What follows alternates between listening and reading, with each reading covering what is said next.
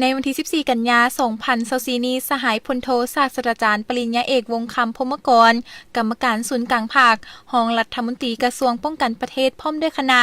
ได้เคลื่อนไหวสำรวจสภาพน้ำท่วมอยู่บรรดาตัวเมืองในนครหลวงเวียงจันทร์เลียบตามแม่น้ำคลองทางอากาศเริ่มแต่ขวามิตรภาพแห่งที่1บ้านไฮปักงืมทางอนเมืองสังทองเมืองสีโคตะบองเมืองสีสัตนาคเมืองหาดไซฟองเห็นได้ว่าได้รับผลกระทบจากภัยน้ำท่วมหลายบ้านและมีผลเสียหายหลายจากนั้นก็ได้ลงพื้นที่ตัวจริงซี่นำกำลังทีประจำอยู่จุดต่างๆให้สุ่มใส่ในการช่วยเหลือพ่อแม่ประชาชนผู้ประสบภัยน้ำท่วมนับแต่เมืองสีโคตะบองเลียบตามแม่น้ำคลองจนฮอดท่าเรือหลัก4เมืองสีสัตนาค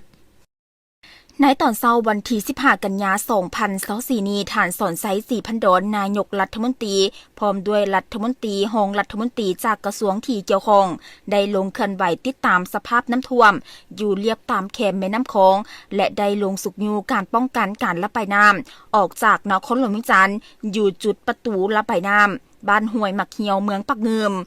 ซึ่งจุดระบายน้ำห้วยมักเหี่ยวแม่นจุดท้ายน้ำที่น้ำในตัวเมืองนครหลวงเวียงจันทร์ไหลไปห้มการออกสู่แม่น้ำคลองแต่เนื่องจากระดับน้ำในแม่น้ำคลองสูงขึ้นกว่าระดับน้ำในห้วยมักเหี่ยวประมาณ2 เมตรเพื่อป้องกันบ่ให้น้ำยูอังท่วมตัวเมืองนครหลวงเวียงจันทร์ภาคส่วนเกี่ยวข้องได้ใช้เครื่องจักรดูดน้ำ7 เครื่องดูดน้ำออกจากห้วยมักเหี่ยวสู่แม่น้ำคลองโดยสามารถดูดปริมาณน้ำได้ทั้งหมด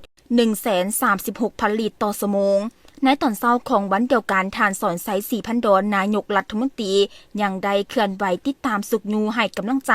และมอบเครื่องอุปโภคบริโภคให้บรรดาบ้านก็คือประชาชนที่ได้รับผลกระทบจากภัยน้ำท่วมอยู่บ้านสิมมโนเหนือบ้านทาพะ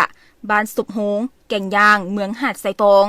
การลงเคลื่อนไหวในครั้งนี้ทานสอนไซสีพันดอนได้แสดงความยื้อย้ำทำข่าวแสดงความเห็นอกเห็นใจและแสดงความสมเสยต่อประชาชนภายในบ้านและถูกภาคส่วนที่เกี่ยวข้องโดยเฉพาะกำลังป้องกันชาติป้องกันความสงบที่ได้ห่วมแหงห่วมใจการต้านภัยน้ำท่วมในครั้งนี้พร้อมทางเน้นหนักให้ประชาชนที่ได้รับผลกระทบสืบต่อเฝ้าระวังมวลน้ำที่อาจจะเพิ่มขึ้นเติมอีกเพื่อเกียมความพร้อมรับมือให้ทันการและให้เฝ้าระวังพยาธิระบาดที่มานำน้ำเป็นต้นพยาธิทอกทองและอื่นๆพร้อมนี้ทานสอนไซสีพันดอนยังได้มอบเครื่องอุปโภคบริโภคให้ผู้ประสบภัยตื่มอีก